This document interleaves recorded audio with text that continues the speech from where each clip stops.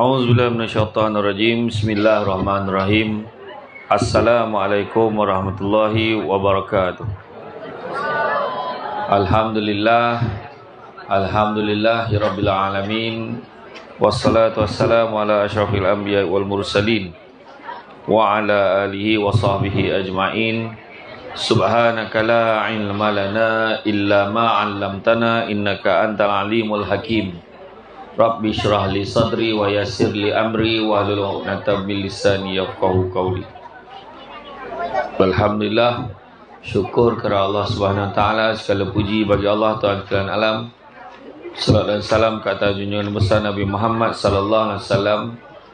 Masih banyak saya ucapkan kepada puan pengurusi acara, bahagia tuan pengurusi masjid, tuan imam, barisan imam, barisan jawatankuasa masjid, pemimpin-pemimpin masyarakat, ketua kampung, ketua kaum. Saya tak ada senarai salutasi, saya sebut aja lah kena siapkanlah satu kan. Seterusnya tuan-tuan dan puan-puan dan adik-adik yang dikasihi sekalian, alhamdulillah, syukur kepada Allah Subhanahu wa taala kerana dengan limpah dan izinnya pada malam ini dapat kita bersama-sama berada di dalam majlis ilmu yang mana Nabi sebut, barang siapa yang mengikuti jalan-jalan ke majlis ilmu, maka Allah akan anugerahkan kepadanya jalan-jalan ke syurga. Amin. Jangan lupa hashtag pergi syurga balik lagi. Jadi tuan-tuan dan puan-puan mati Allah sekalian, malam ini saya seronok datang sebab suasananya berbeza. Suasananya berbeza, ramai, tak cukup tempat duduk. Saya rasa malam ni tak kurang 20,000 orang. Macam mana saya kira semualah. Saya kira semua kan, yang ada, yang lalu lalang tak singgah pun saya kira jugalah. Bila sebut tentang memupuk sunnah, sunnah Nabi Muhammad SAW dalam keluarga kita, kita kena faham dulu apa maksud memupuk. Memupuk ni adalah perangsang, pencetus. Sunnah pula setiap disandarkan kepada Nabi Muhammad SAW, baik dari segi perkataan, perbuatan, takrir, yakni pengakuannya dan sifat. Jadi kalau kita tengok sunnah Nabi Muhammad SAW ni, Nabi sebut bergema pula. Nabi sebut, faman ahya bi sunnati faqad ahabbani, faman ahabbani kana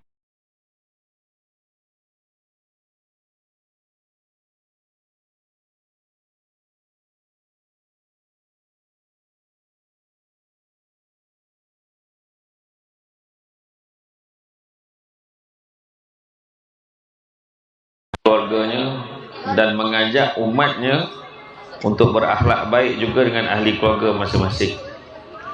Sebagaimana kita tengok dari ibunda kaum mukminin Aisyah radhiyallahu anha, Rasulullah SAW bersabda, sebaik-baik kalian adalah yang paling baik pada keluarganya, dan aku adalah orang yang paling baik pada keluargaku. Hadis riwayat At-Tirmizi.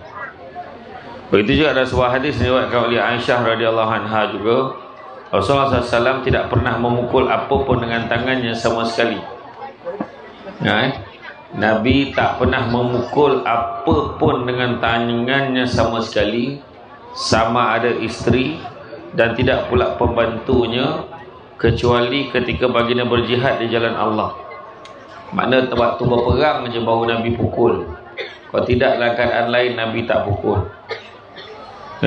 Dan tatkala baginda disakiti, maka tidak pernah baginda membalas pelakunya sedikit pun, kecuali apabila dilanggar satu hal yang Allah haramkan, maka baginda membalas kerana Allah Azza wa Jalla. Nampak? Ini antara saya share dulu sifat-sifat Nabi. Antara kesaksian serupa juga dinyatakan oleh pembantu sekaligusnya sahabat rapat baginda, Anas bin Malik radhiyallahu anhu, menyatakan bahawa aku berkhidmat dengan Rasulullah SAW selama 10 tahun. Demi Allah, aku tidak pernah sekalipun Melihat baginda berkata kepadaku, walau kalimat sekalipun, dan tidak pernah sekalipun baginda berkata kepadaku, mengapa kamu lakukan ini dan mengapa kamu tidak melakukan ini. Hadis riwayat Muslim.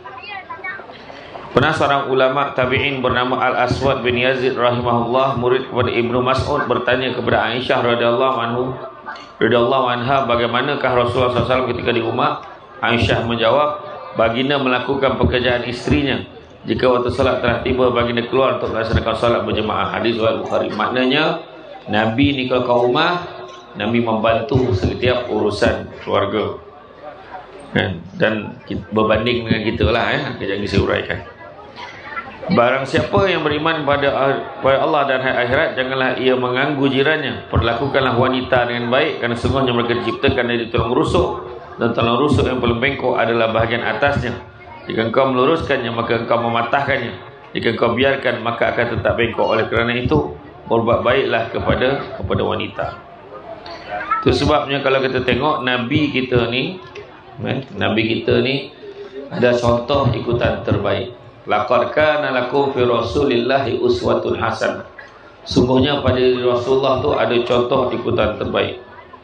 Itu sebabnya kita ni kalau boleh nak anak-anak kita ni jadi anak yang soleh-solehah. Macam anak-anak ni kan, kita bawa dia ke datang ke masjid, dengar ceramah walaupun nampak macam tak faham, kan? Biarlah dia duduk situ, kan? Paling tidak membiasakan anak-anak pergi masjid. Sebab anak-anak yang berusia 7, 8, 9, 10, sekolah rendah ni mudah nak diasuh berbanding kanak-kanak berusia 40 tahun. Kerana bila dah 40 tahun, dia datang hanya sebab nak selfie, nak ambil gambar je kadang-kadang. Sebab malam lain dia tak datang, malam ni tiba-tiba dia datang. Ada, bukan orang sini, orang tempat lain. Kalau dia datang dengan ceramah pun, dia duduk jauh je, tepi-tepi tiang dia duduk. Contoh. Jadi kan, anak-anak ini kan yang kita bawa ni, kita berharap agar jadi pelapis untuk kita. Sebab sabda Rasulullah SAW bersabda, bila telah mati seorang anak Adam, maka putuslah amalnya kecuali 3 perkara, iaitu sedekah jariah. Macam tadi tak silap saya lah, pengurusi masjid, budak selamba dia. Lalu anak siapa ni? Langsung tak mengaku, bukan anak aku dia dah. Jadi sumbangan orang ramai. Apa maksud sedekah jariah? Sedekah ni sedekah lah. Jariah ni yang tak ajak sumbangan yang mengalir pahalanya. Contohnya kita sumbang untuk pembinaan masjid baru. Kita dengar-dengar bila pengurusi kata tadi, dia takkan simpan duit tu, dia belanjakan untuk masjid. Jadi maknanya bila terbina masjid tu nanti, mengalir pahala tu masuk jariah. Bukannya macam sedekah yang bagi biasa ni lain. Macam contoh kita bagi duit belanja dekat anak tu sedekah juga. Kita bagi untuk orang susah sedekah juga. Tapi dia tak mengalir macam mana tertegaknya bangunan masjid. Malahan dalam satu hadis sebut, barang siapa yang membina rumah Allah, maka Allah akan membina singgah sana untuknya di syurga. Jadi sumbanglah. Dia tak sebut mesti sumbang banyak, ikutlah kemampuan kita, kan? Keduanya, ilmu yang bermanfaat. Jadi malam ni kalau dengar ceramah dapat ilmu, jangan simpan seorang-seorang. Share dengan kawan-kawan, share dengan saudara-saudara kita, kan? Walaupun sikit, sama-sama kita sebar panjangkan. Dan begitu juga anak yang soleh yang mendoakan kepadanya. Anak-anak yang soleh satu hal, kadang anak tu baik dah, tapi dia terlupa doakan mak ayah dia. Jadi pesanlah untuk anak-anak kita agar mendoakan kita. Kita pun tak tahu kan umur kita sampai bila. Saya tengok jawatan kuasa ni pun semuanya orang kata apa, remaja lewat. Remaja lewat. Kan? Saya pun rasa dah tua. Kan? Tapi kena ingat, jangan terpedaya dengan muda, sebab mati tak syarat tua. Jangan terpedaya dengan sihat, sebab mati tak syarat sakit. Ada orang tu elok ya, sihat, tak rokok. Esok tu dah tak bangun. Lepas tu dah mula lah orang perempuan berbisik-bisik, aku dah cakap dah malam tadi jangan ambil gambar bertiga, nanti yang tengah mati. Pandai. Dah cakap dah, jangan duduk dekat tiang tu. Dah 3 orang lah. Asal duduk kat tiang tu mati. Tu kebetulan aja. Kalau Allah tentukan. Alhamdulillah saya tengok di jatuh kuasa pemimpin-pemimpin duduk dekat cushion ni semua tegap lagi. Walaupun nampak berusia tapi tegap lagi. Jangan terkejut. Ada seorang susah sebut. Tengok mulut perempuan. Esok belum tentu lagi ni. InsyaAllah saya doa panjang umur, murah rezeki, panjang umur. Kan? Ada seorang tu, saya ceramah di Wang Semaju, Kuala Lumpur. Ibu ayah datang jumpa dengan saya. Dia datang jumpa, ya Allah. Masa tu saya ceramah lepas maghrib, dia ingat ceramah lepas isyak. Jadi dia datang masa isyak tu, lewat sikit dia datang, dah habis. Jadi dia jumpa saya, tak apalah dapat jumpa Ustaz, jadilah nak sampaikan hajat anak saya. Nak sangat jumpa dengan Samsul Debat. Saya pun tanya, mana anaknya? Dia kata, anak saya dah meninggal. Dia kata, anaknya meninggal? Bila meninggal? 2 minggu lepas. Dia kata, macam mana anak meninggal? Anak meninggal dalam tidur. Berapa umur dia? 13 tahun. 13 tahun meninggal dalam tidur. Ya, dia kata setiap malam tengok video Samsul Debat. Tapi bukan itulah sebab kematian dia. Orang perempuan, kau nak mati kau tengoklah video dia. Maknanya anak ni setiap malam dia tengok video ceramah kuliah agama. Begitu juga justru kalau kita ni nak mengidam mendapat zuriat yang terbaik dan soleh, sewajarnya pendidikan berkaitan dengan fardu ain dan fardu kifayah diberikan dengan sempurna kepada mereka sejak dari awal mengenai kehidupan. Itu sebab anak-anak ni pastikan dapat didikan yang secukupnya, terutamanya didikan agama. Kalau hantar anak belajar agama, hantar anak belajar mengaji Al-Quran, kita kena bayar. Bayarlah sikit. Kalau hantar belajar mengaji di masjid, bayarlah dekat masjid. Masjid walaupun masjid tak minta bayaran.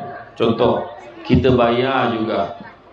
Kadang-kadang pihak masjid minta bayar bukan mahal pun. Contohlah, belajar mengaji pun dengan guru. Katalah dia kata sebulan RM50, bayarlah. Sebulan RM100, bayarlah. Kadang-kadang berkira mahal betul Ustaz ni, sampai RM50 sebulan. Pergi Mekah balik hari. Bukan besar pun RM50 tu. Kalau kita berkira dalam pendidikan agama, kita tak sedar kita bukan berkira dengan ustaz tu, kita berkira dengan Allah. Hari ni kita suruh anak belajar mengaji. Satu hari anak masuk dalam masjid yang baru dibina besok, duduk di depan sekali jadi imam. Bermula dengan alif bata yang dia belajar. Tapi kalau hari ni kita berkira dengan anak, berkira dengan Allah Ta'ala tentang didikan agama untuk anak kita, kalau dah besar nanti, katalah anak kita terbabit dengan benda-benda tak baik, terlibat dengan penyalahgunaan dadah, terlibat dengan maksiat, terlibat dengan jenayah, maka kalau kita hantar dia ke pusat pemulihan untuk pulihkan balik dia, bayar 10,000 sebulan pun belum tentu dapat pulihkan dia. Belum tentu, tak jamin. Itu sebab daripada awal beri didikan agama. Jangan berkira, sebab kita tak sedar kadang-kadang kita berkira tu kita berkira dengan Allah. Kan?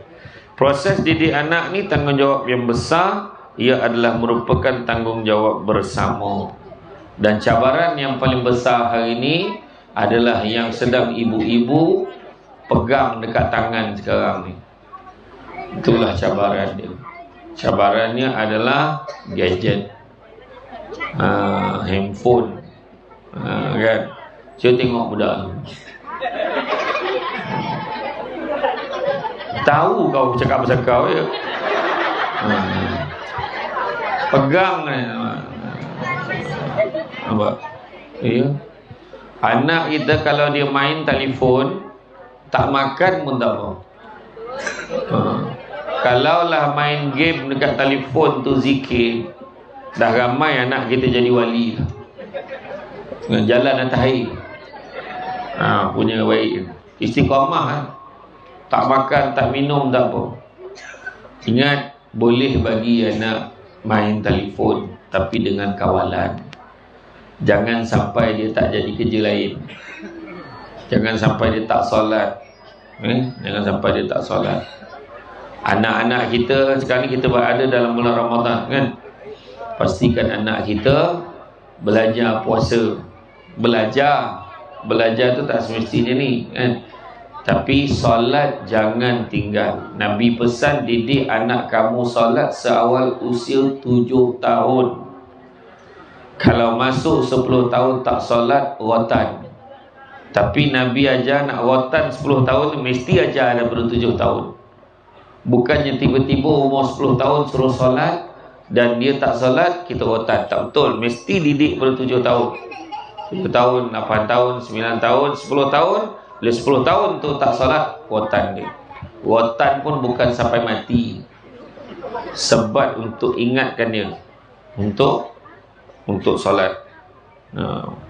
Kadang-kadang ayahnya pun tak solat, susah. Bukan orang sini lah, orang sini solat di tempat lain kan? Tanya mak, kenapa mak? Kenapa ibu? Kenapa mama? Kenapa abah ni tak solat? Kenapa ayah ni tak solat? Maka jawab ibunya, ayahmu datang bulan.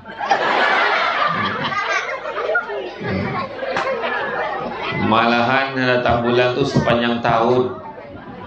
Orang perempuan pun adalah beberapa hari dalam sebulan.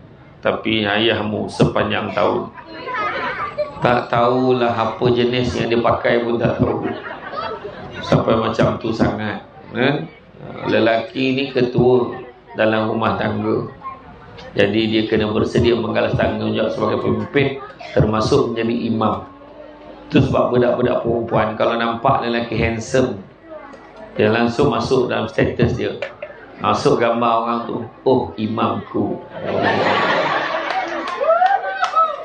Itu kalau handsome. Kalau tak handsome, pengurusi khairat kematian kata. Macam tu lah. Jadi antara perkara pertama perhatian adalah untuk melahirkan zuriat yang soleh. Itu sebabnya sebelum nak mewujudkan rumah tangga, nak kahwin kena tengok. Nabi ajar kita proses dia tu. Ingat yang pertama, kalau nak mencari suami, nak kahwinkan anak kita, nak kahwinkan anak kan, bila nak menikahkan anak, pastikan, ingat dalam hati, jangan cari suami untuk anak, jangan cari isteri untuk anak, tapi fikirkanlah cari ayah untuk bakal anak yang dilahirkan, cari bakal ibu untuk anak dilahirkan. Apa bezanya? Maknanya nampak sifat keibuan tu ada, masak okey, bercakap pun lemah lembut. Ini memetir je cakap, marah dekat luar nampak sang debat lembut aja. Assalamualaikum Ustaz, sihat, makan celorot. Aku pun heran, banyak betul makanan atas meja, tapi tak ada seorang pun pelawar aku makan. Dari tadi duduk kan, belum lepas ni kan. Ya kan. Jadi mana kata lemah lembut. Tapi dekat rumah, dia dah sampai rumah, dia dah buka telekung, dia buka tudung kembang, dia pakai baju binatang, baju kelawar. Mula dia marah suami dia, marah anak, marah semua orang, dia marah, mengamuk aja. Kan? Lemah lembut orang perempuan. Cari bakal ibu, cari bakal ayah. Gitu. Kemudian kalau bernikah, nikah di masjid, dia menikah depan siapa? Dia bukan menikah depan imam, depan qadi, depan saksi, wali, tapi dia bernikah di hadapan Allah. Itu sebabnya sebaik-baik nak kahwin, biarlah kerana Allah. Masalahnya ramai orang kahwin bukan kerana Allah. Dia tanya kenapa kahwin, umur dah banyak ustaz, bila lagi nak kahwin? Yang seorang tu tanya kenapa kahwin, kawan-kawan habis semua kahwin dah, tinggal saya je belum. Yang seorang tu pula kenapa kahwin, saya geram tengok budak perempuan. Yang seorang tu kenapa kahwin, mak bising. Susah nak jumpa bila imam tu tanya kenapa kamu nak kahwin, insya-Allah saya nak kahwin ni kerana Allah. Biasanya yang jawab kahwin kerana Allah ni biasanya lelaki yang dah kahwin. Yang faham, tak faham sudah. Jadi mana kenapa kahwin? Kerana Allah. Itu sebaik-baiknya, kahwin kerana Allah. Dan Nabi ajar kita kalau nak cari calon ni, nak cari pasangan, yang pertama tengok li jamaliha, tengok kecantikan dia. Kenapa kena tengok cantik dia? Tak cantik kerana nak hidup dengan dia bukan sehari dua. Kalau hari pertama lagi tengok mukanya sengit, macam mana? Aduh, orang dulu-dulu lagi lah kan. Orang dulu-dulu saya tak tahu, di Sarawak pun sama kan. Dulu-dulu kan bersanding tu, muka perempuan tu tutup pakai tirai. Macam Hindu ni kahwin dulu kan, dia ada tirai tutup. Yang lelaki pula ngintai-ngintai tak nampak. Nampak sikit dia dekat sini. Masa tu tak bertudung, nampak dekat bahu dia sikit. Dia tak lalat. Tak dengar lah. Loh, cubaan. Cubaan.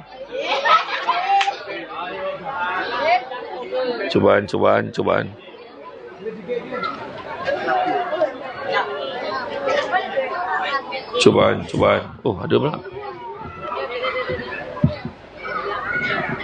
Cubaan. Testing 1, 2, 3. Kena mula balik semula.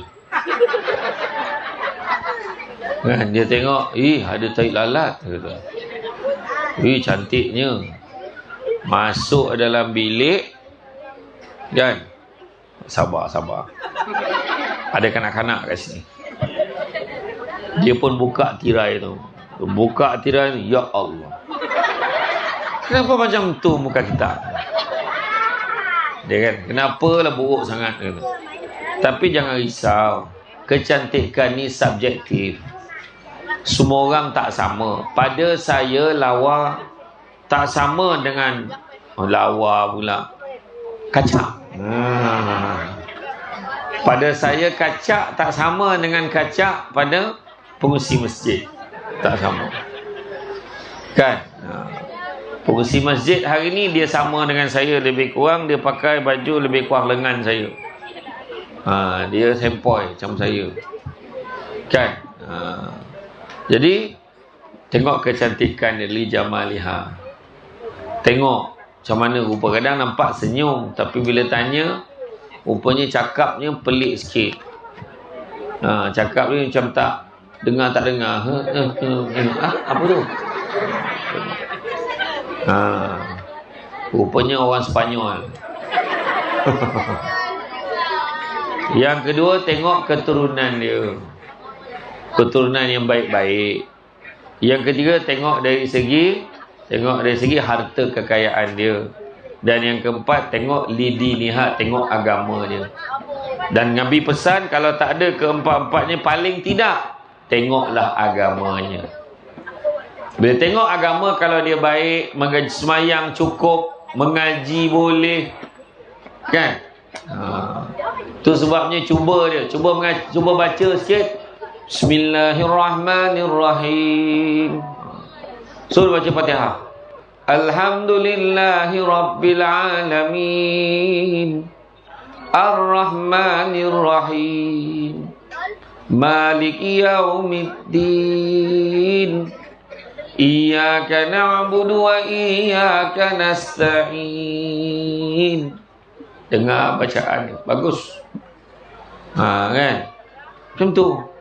Itu sebab dulu ada seorang tu datang bertiga, tiga-tiga nak kat anak perempuan. 3 orang datang. Jadi dia pun tanya, siapa nama kamu? Nama saya Duha, pakcik. Kau baca surah Duha. Dia pun baca. Wadduha wal laili iza saja, ma wadda'aka rabbuka wa ma qala. Sampai habis, bagus. Kamu nama siapa? Nama saya Anas, pakcik. Baca surah An-Nas. Senyum budak. Bismillahirrahmanirrahim. Qul a'udzu birabbin nas, malikin nas, ilahin nas. Bagus. Sampai habis baca. Budak nombor 3 dah risau. Sebab nama dia Yasin. Matilah aku, dia kata. Dia pun tanya, nama kamu siapa? Pakcik tu terang cakap, nama saya Yasin, tapi mak ayah saya panggil saya Qul Huwallahu Ahad. Panjang pula nama gelaran dia. Mana pula nama Qul Huwallahu Ahad? Apa kau takut aku tanya kau surah Yasin? Dia pun, ya pakcik takut. Tak apalah, bacalah surah Al-Zalzalah. Zalzalah tu apa? Iza zulzilatil ardu zilzalaha. Tahu. Dia pun baca. Macam tu lah. Jadi mak kata diuji bacaan. Tu sebabnya kalaulah ada sahabat-sahabat kita, macam contoh di Sarawak ni kan. Di Sarawak ni kadang-kadang ada kecenderungan dia berkahwin dengan yang bukan Islam. Jadi ramai yang nak masuk Islam. Bagus. Baik benda tu. Kadang-kadang di Semenanjung tu pula dia tak suka kahwin yang sama hidung macam kita. Dia nak cari yang hitam metalik. Dia suka kahwin dengan negro. Dia suka kahwin dengan orang putih Mak Saleh. Tapi satu je pesan saya, kalau betul nak kahwin silang budaya ni, pastikan mereka bagi masa. Katakan saya ayah tak kisah kamu nak kahwin dengan dia sekian-sekian, tapi satu je syarat ayah letakkan, suruh dia belajar agama sekurang-kurangnya 6 bulan sebelum kahwin. Jangan dia masuk Islam hanya sebab nak kahwin. Biar dia kenal Islam. Saya yakin di Sabah Sarawak ni pun ramai yang kenal saya yang bukan Islam. Sekarang ni yang Cina, India pun dah kenal saya. Hari tu saya makan, sekali saya datang dulu dekat saya keluar daripada restoran Laksa Sarawak, ada seorang yang bukan Islam, Kristian, free hair, tegur saya, nak ambil gambar boleh? Boleh. Tak salah orang ke? Tak. Adi Putra kan? Saya kata bukan. Saya kata bukan. Salah orang. Saya kata tapi tak apalah, ambil je lah gambar. Dia tapi tak apalah. Saya tak kisah. Saya pun tak adalah terbawa-bawa sangat. Tapi bila tengok cermin tu, cek jugalah tang mana yang serupa tak tahu. Jadi sebenarnya mustahak belajar agama dulu, supaya kita tak nak nanti, sebab banyak yang kita jumpa bila dah kahwin bergaduh. Kenapa tak solat? Kenapa tak belajar agama? Dia marah lah. Dulu kamu yang suruh saya masuk Islam. Saya dah masuk Islam, sekarang nak suruh semayang pula. Dah dia marah. Ramai yang jadi macam tu. Itu sebab kita tak nak.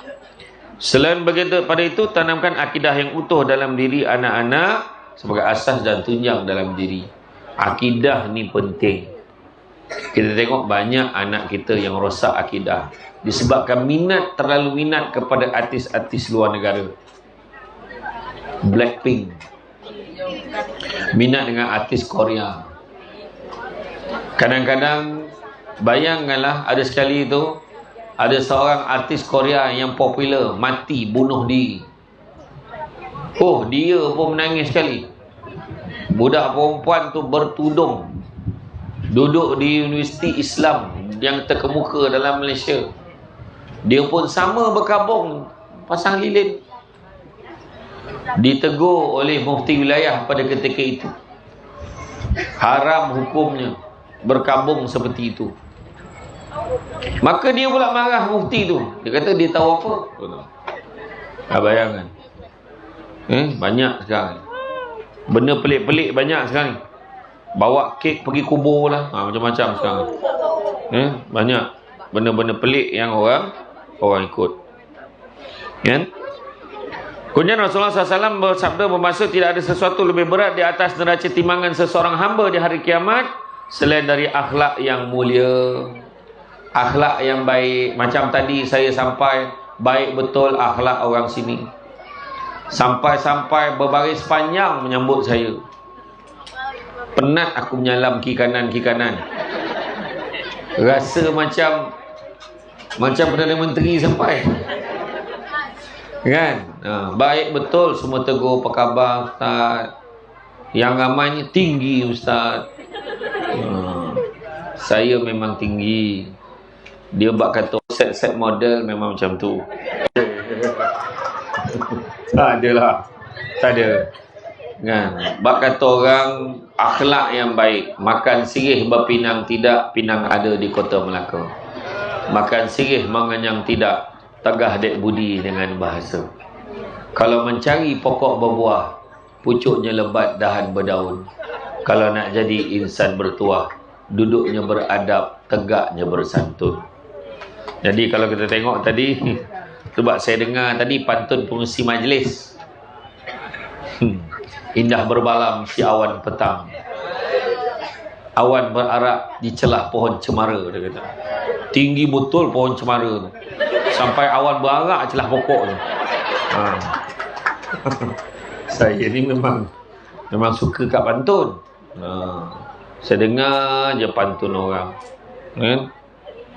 Jadi baguslah. Memang selalu kena jadi pengacara majlis ya. Tak, bagus, suaranya kena tepat, kan? Cuma senarai VVIP tu tak ada kat meja saya. Lain kali siapkan untuk saya juga. Kan? Iya. Datang biar nampak muka, balik biar nampak belakang. Maknanya adalah adabnya. Macam datang kan, saya tak boleh terus pergi ke sini. Mana mikrofon saya nak cakap? Tak boleh. Kena datang suruh duduk.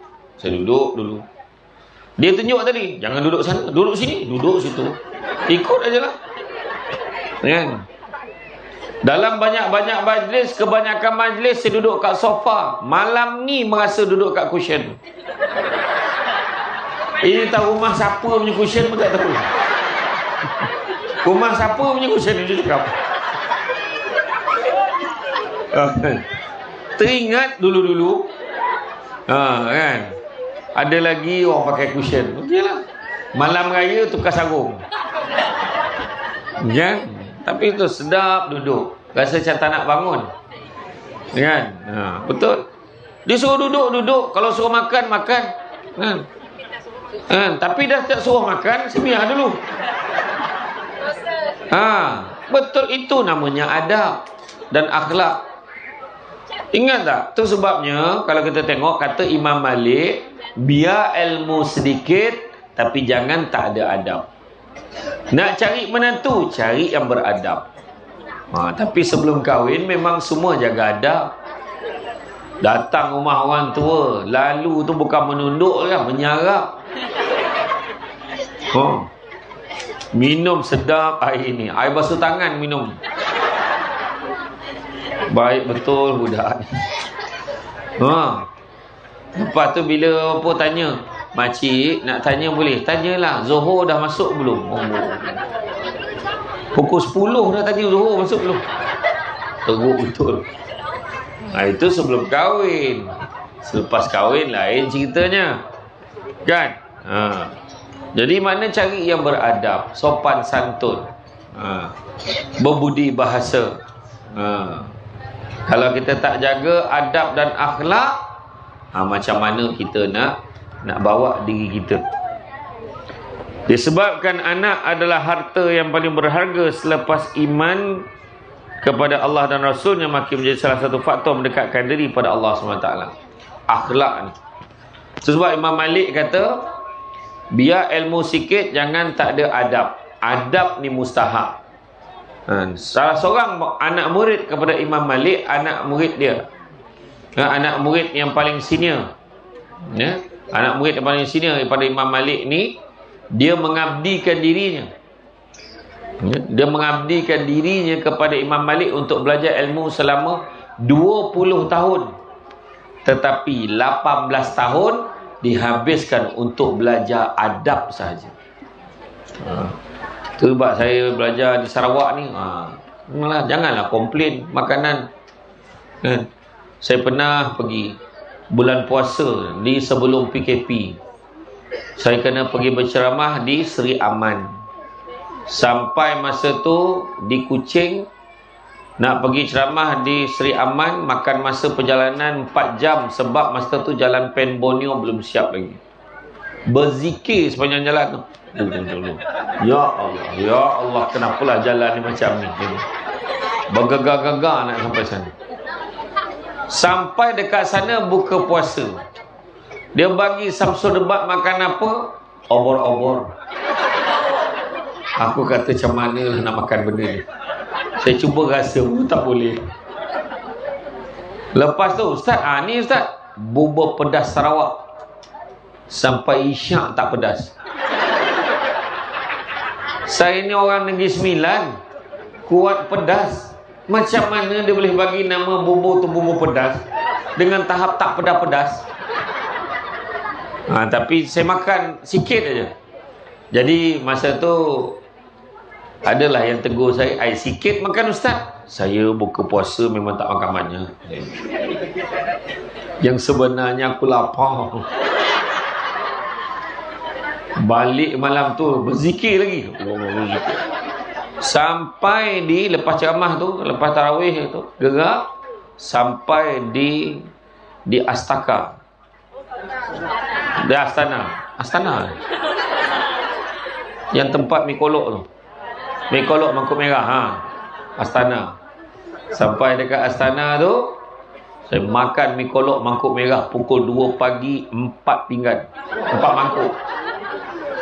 Jamak akan berbuka dengan sahur. Esok tutup balik. Jadi saya tak boleh komplain makanan tu. Sebab apa? Sunnah Nabi ajar jangan mencaci makanan. Tak sedap, benda entah, baik tak yang masak. Macam tu kan, macam malam ni, jangan komplain makanan yang ada. Jangan. Dah lah makan percuma ataupun free, banyak cerita pula. Makan aja apa yang ada. Tapi malam ni memang kuih je. Jauh-jauh datang kuih bagi. Tak caci. Saya tanya itu aja ke? Macam mana? Tak ada. Yang berat-berat tak ada. Tengok tu. Alhamdulillah, dah rezekinya itu. Syukurlah. Macam Nabi kan, Nabi kalau bangun pagi, Nabi duduk nak bersarapan, Aisyah kata, minta maaf ya Rasulullah, aku tak sempat pergi ke pasar, aku tak sempat siapkan makanan. Nabi senyum je. Nabi kata, biarlah aku puasa saja hari ni. Nabi kata macam tu. Nabi, suami kita boleh macam tu? Tak apa. Walaupun duduk dekat kusyen, belum tentu lagi boleh sabar kan? Belum tentu. Termasuk yang bercakap ni, belum tentu boleh sabar kan? Tapi itulah dia Nabi ajar kita. Jangan mencaci makanan.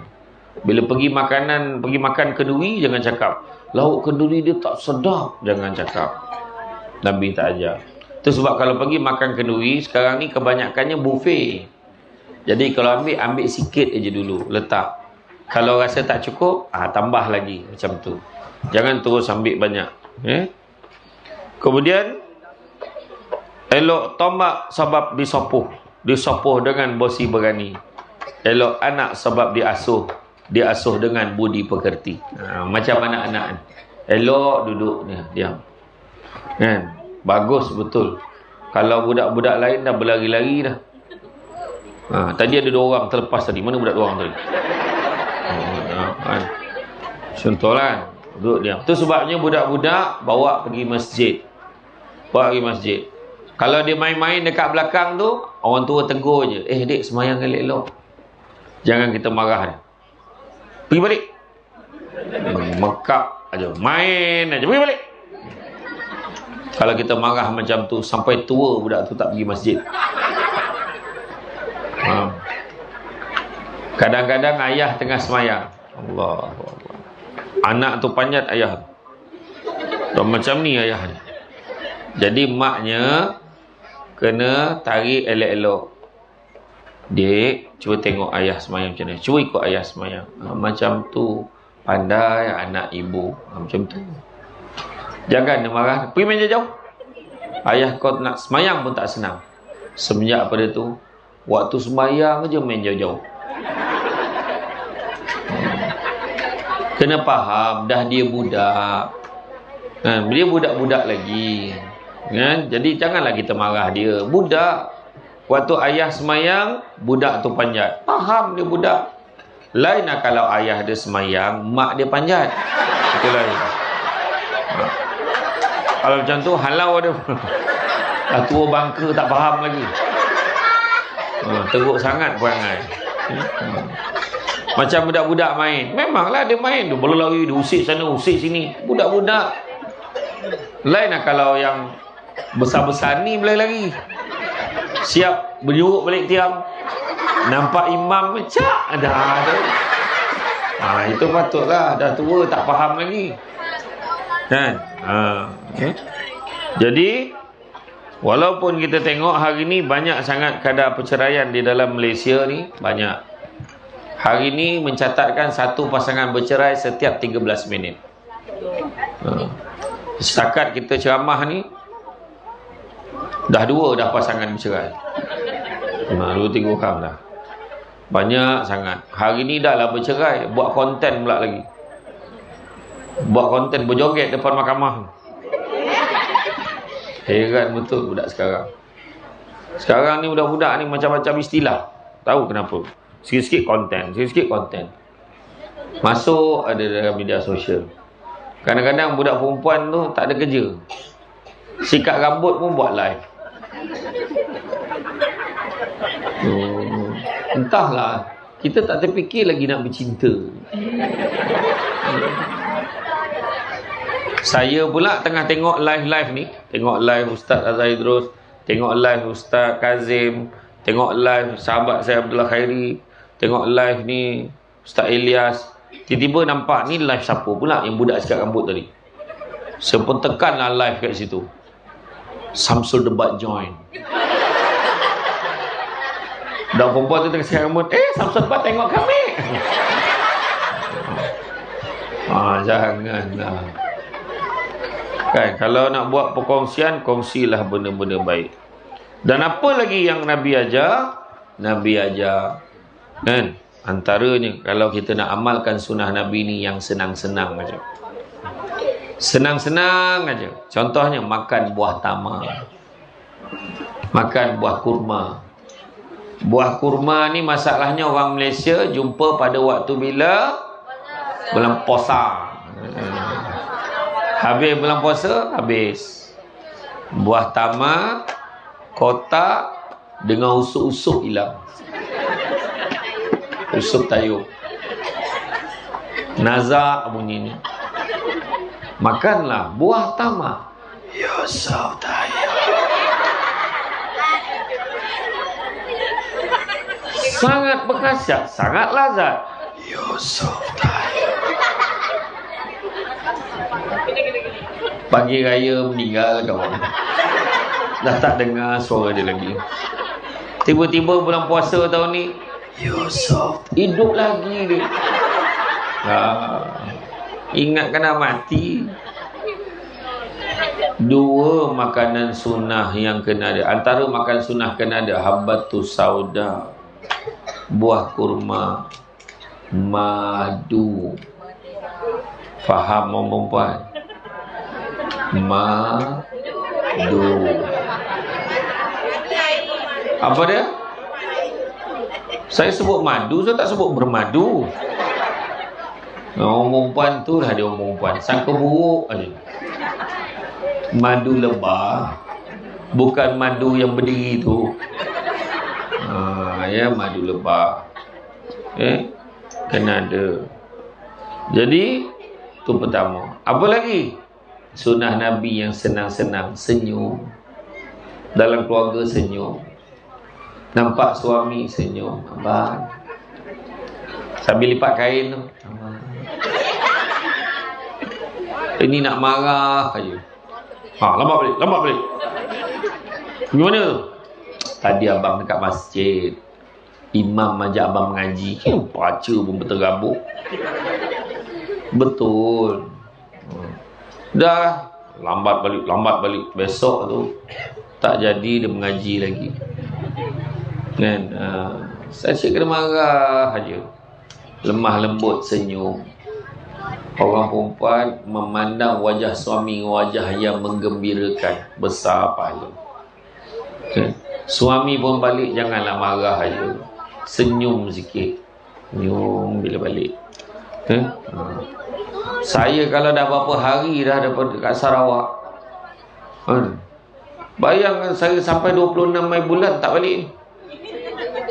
Saya 22, 23, 24, 25, 26 ada di Sarawak. Balik dia Sarawak kena senyum. 5 hari. Jangan salah soalan. Macam mana bang Sarawak? Apa tanya Sarawak?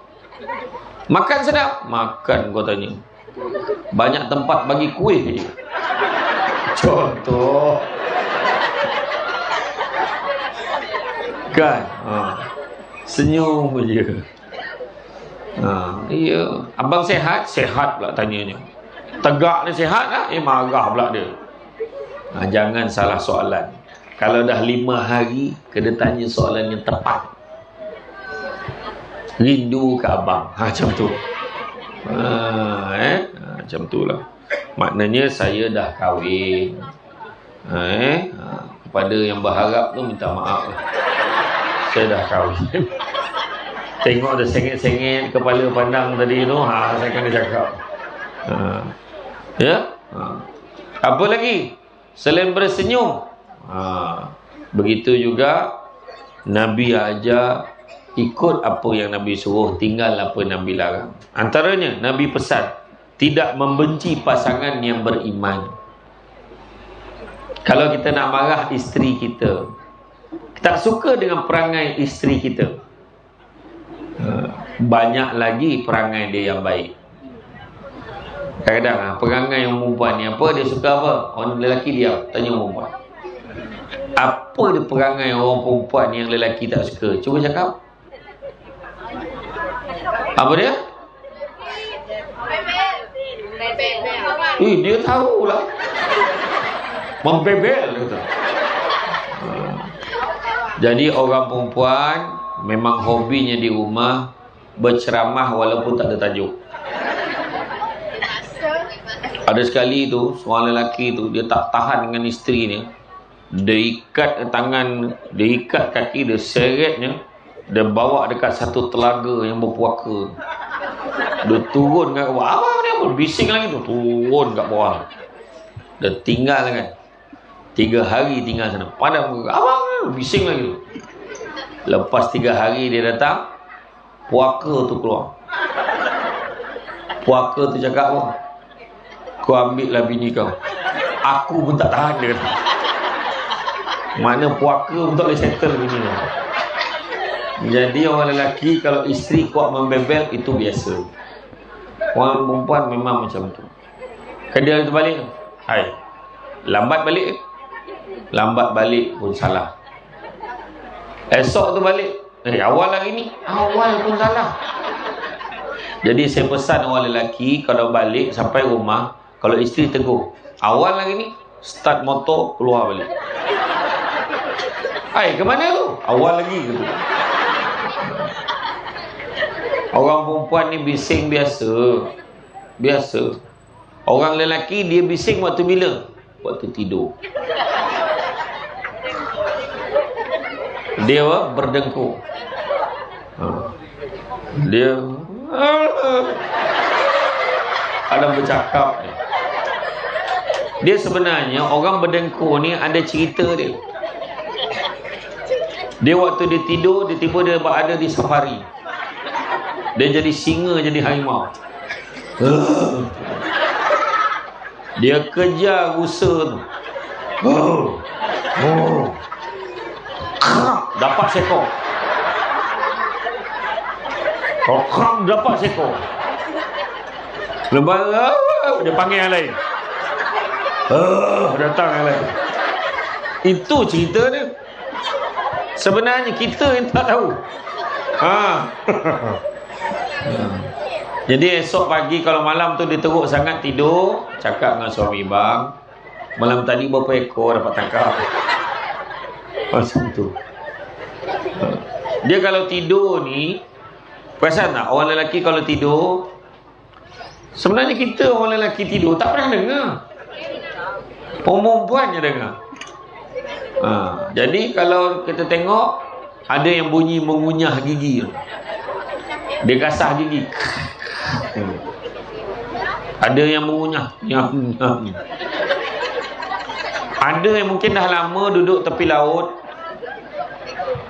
bunyi sombong kapal.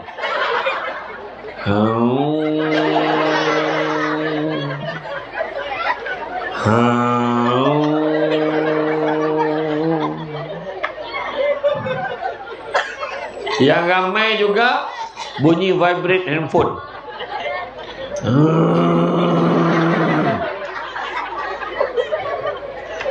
Biasa dengar tak bunyi tu? Yang lagi teruk, lagi penat daripada tu, dia ada bunyi ke ujung.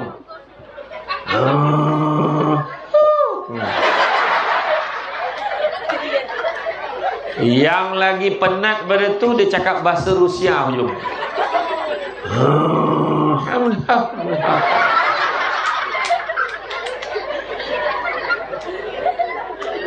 Tu orang lelaki kadang bila dia tidur teruk sangat no, isteri dia duduk sebelah tengok.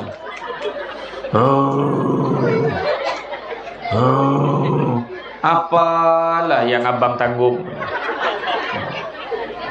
Ada seorang makcik tu, dia kata tak adalah masa lain yang paling dia ingat kat suami dia waktu tidur lah. Dah tak terdengar bunyinya lagi, barulah dia tahu, barulah dia sedar yang suaminya dah tak ada. Hargailah suami kita. Ini ada orang perempuan, bila suami dia dia boleh picit hidung. Mati lagi korang, tahu lah. Jangan buat macam tu. Pakai CPAP mesin. Ada satu mesin untuk orang yang berdengkur ni. Saya ada pakai. Saya bawa. Terpaksa. Rupanya bahaya tidur berdengkur. Kena buat sleep study. Check. Sebabnya saya bila tidur tu, saya heran lah. Dulu kita faham bertidur berdengkur ni sebab penat. Tapi takkanlah hari-hari sepanjang tahun penat. Jadi buat sleep study.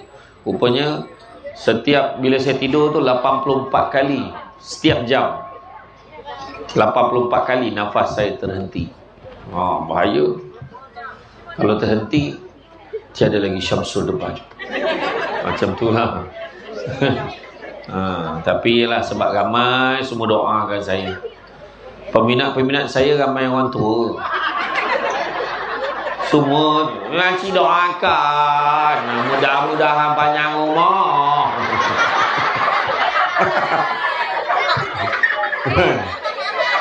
Iyalah. Budak-budak nak ambil gambar je. Orang tua-tua doakan. Tapi orang tua-tua sekarang ambil gambar dahsyat. Ambil gambar dengan sebat. Sebelah pakai telekung. Orang tua ni. Saya macam ni dia. Tu belum yang apa yang macam korek tak hidung. Macam-macam lah dia orang. Kan? Jadi makna kata kalau isteri, suami ada benda yang tak baik pada diri dia, banyak lagi benda baik yang ada pada diri dia. Segemuk-gemuk ikan tentu ada tulang. Sekurus-kurus ikan tentu ada isinya. Sebaik-baik manusia tentu ada kelemahannya. Seburuk-buruk manusia tentu ada kebaikan.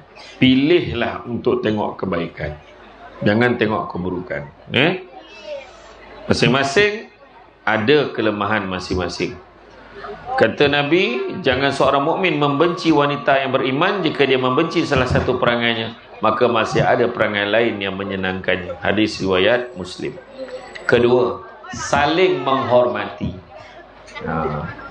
Hormat pada isteri, isteri hormat suami. Apakah hak isteri terhadap suaminya? Rasulullah SAW menjawab, memberi makan jika kamu makan, memberi pakaian jika kamu berpakaian, tidak memukul wajah, tidak menghina dan tidak pula meninggalkan isteri, melainkan dia tetap berada di rumahnya. Dan orang perempuan kena ingat, tempat yang terbaik bagi seorang wanita itu sebagai isteri adalah di rumah dan tempat-tempat yang ditentukan oleh suaminya. Minta izin suami. Walaupun kita bekerja, pangkat kita lagi tinggi daripada suami, bila di rumah kita tertakluk kepada suami. Nak masuk syurga orang perempuan senang aja. Jaga solat, kata Nabi. Jaga puasa. Jaga maruah diri, maruah suami. Taat perintah suami. Kalau jaga keempat-empat ni, Nabi kata, masuklah kamu dalam syurga mengikut mana-mana pintu, mengikut pilihan hati kamu. Orang perempuan boleh pilih pintu masuk syurga. Orang lelaki jangankan pilih pintu, tak boleh pilih, dapat masuk untuk. Orang lelaki semua neraka, termasuk yang bercakap. Iya. Tu sebab orang perempuan jangan banyak cerita. Apa yang suami nak, setuju aja. Faham? Tengok, baru aja tadi jangan sangka buruk, nampak? Mana boleh, mana boleh. Sangka buruk tak habis-habis. Kalau suami suruh sign, sign. Dah, suami nak transfer tanah nama kita. Jangan sangka buruk. Begitu juga memberi nafkah pada keluarga. Nafkah ada dua, zahir dan budak ni, dia pula yang kuat jawab batin. Nafkah batin ni apa ni?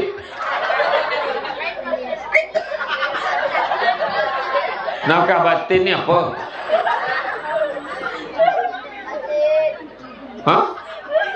Batin tu apa?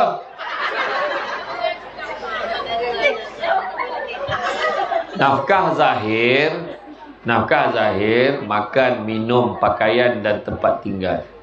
Dalam khutbah takhir Nabi pesan, Nabi pesan berilah nafkah ni.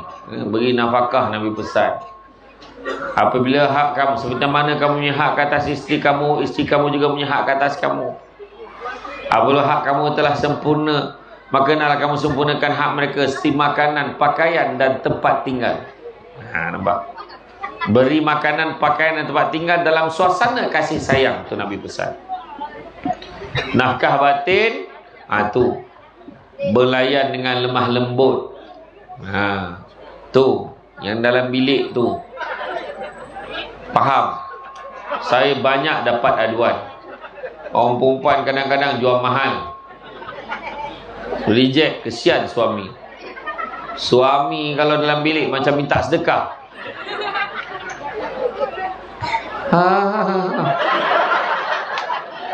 Tolonglah. Kasihanilah hamba. Tolong. Yang faham. Tak faham sudah. Iya, kesian. Jangan layan suami tahu. Kesian suami. Betul. Lagi tua, lagi teruk dia nak. Betul. Iya. Betul, kesian. Gigi pun dah tak ada. Macam mana? Tak apalah. Simpan gigi tu jauh-jauh. Tua buat cara tua. Peluk-peluk ajalah. Peluk. Alah. Ini dah tua, mula halau suami tidur luar. Pergi tidur luar. Sibuk ajalah. Sian suami. Betul. Dia kalau sayang ni, pertama, solat sama-sama. Kedua, tidur sama-sama. Yang muda-muda biasa tidur sama. Kerana dah tua ni mula. Seorang tidur dekat depan. Seorang tidur depan TV. Kasihannya lah. Kadang-kadang tidur sebelah mesin basuh pun ada. Kesian. Yang isterinya sedap, tidur atas katil tu seorang. Penuh dia seorang. Kesian. Tidur sama-sama. Yang ketiga, apa dia?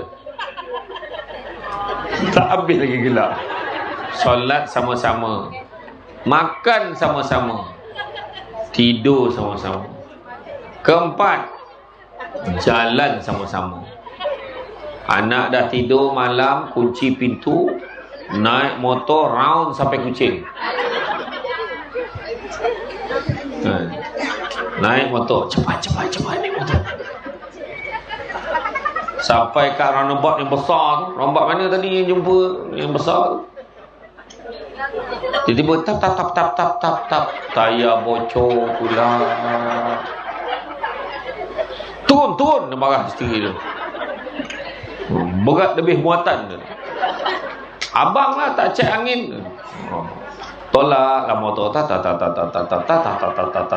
Nak sampai kat kampung ni punya jauh lah. Yang isteri ni penat jalan. Buka helmet. Sebelah pegang helmet. Penat sebelah buka tudung. Rambut kembang. Tangan ringan. Lalu dekat depan orang semua tolak ni. Semua jenjiran nampak tutup tingkap. Kelotak tutup. Tengah malam. Besok semua tegur suaminya.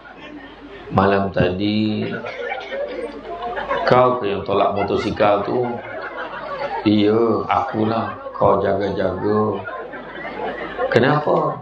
Aku tengok ada lembaga ikut kau. Itu bukan lembaga, itu bini aku. Dah macam lembaga, rambut kembang apa semua. Kan? Pakai elok-elok. Dekat rumah pakailah elok-elok. Buat macam mana tau? Contoh, hari Khamis pakai baju ikut bentuk badan. Walau berapa pun dah bentuknya. Berdiri depan pintu tu sandar dia. Suami naik motosikal balik terus ke parit je. Salah rumah aku ni tuan-tuan. Hari Jumaat pakai bikini. Siap kain batik ikat tepi. Hari Sabtu pakai jaring. Terus nampak ke dalam. Hari ni hari apa? Sabtu. Jadi suami ni tengah duduk tu. Hari ni hari apa? Sabtu. Tak boleh lambat ni. Hari ni pakai jaring ni. Dia dah tahu dah. Macam tu. Jadi bagi nafkah. Zahir dan batin. Dan nafkah batin bukan hanya atas katil saja. Termasuk juga memberi didikan agama. Kalau orang perempuan nak dapat syurga senang, suami nak, okey. On tak on? On. Macam tu. Janganlah cakap tu terang, nanti anak dengar. Jom kita tut. Jangan. Anak astagfirullahalazim. Anak saya. Pakai kod rahsia. Pakai kod MOS. Sayang,